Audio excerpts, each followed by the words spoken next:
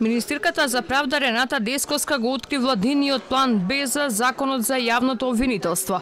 Ако не биде обезбедено двотретинско мнозинство, ќе бараат измени во Законот за Советот на јавни обвинители, за кого се потребни 61 глас. А кој би добил можност да именува виде специјален обвинител, можност која сега не ја предвидува Законот за СЈ. Ако не се донесе овој закон, ќе се оди на варијанти кои што ќе значат измени на Законот за Совет на јавни обвинители, кој што дава можност за одредени измени а тоа е закон кој што се носи со обично мнозинство, значи за надминување на определени блокади и ситуации. Затоа јас повикувам сите да се приспитаат и да вода сметка за глобалните интереси, а не за тесните лични интереси на обвинетите во постапките од страна на СЈ.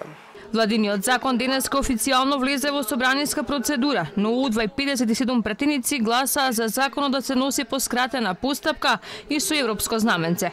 Опозицијата не гласаше, но побараа оставка од Десковска, бидејќи во незин мандат, како што велат, се случил најголемиот рекетарски скандал со инволвираност на високи функционери. За пратеникот Милошовски, нивните амандмани кои ќе ги предложат во комисија ќе бидат тест за власта. Доколку било кој друг министер му се случеше ваков срам за владењето на правото и ваква мега афера, ќе си поднесеше оставка наместо да држи лекции по правна држава.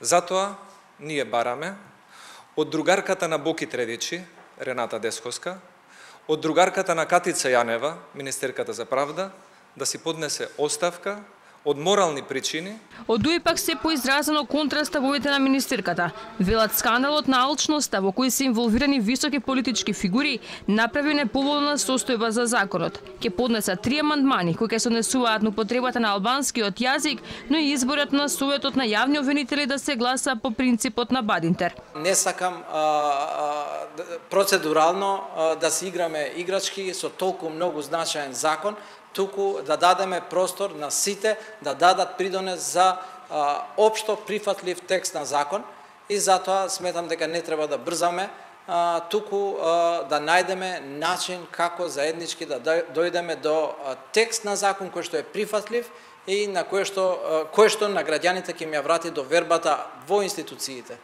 И од БСНК сами најавуваат амандмански измени на владиниот закон. Како движење БЕСА и јас сам како пратеник барам и ќе се задолжам во дебатава, во амендманската расправа, значи да имаме целосни гаранции дека сите овие предмети кои се започнати и кои биле во постапка или материјали кои се користени од страна на специјалното јавно обвинителство да продолжат да се обработуваат.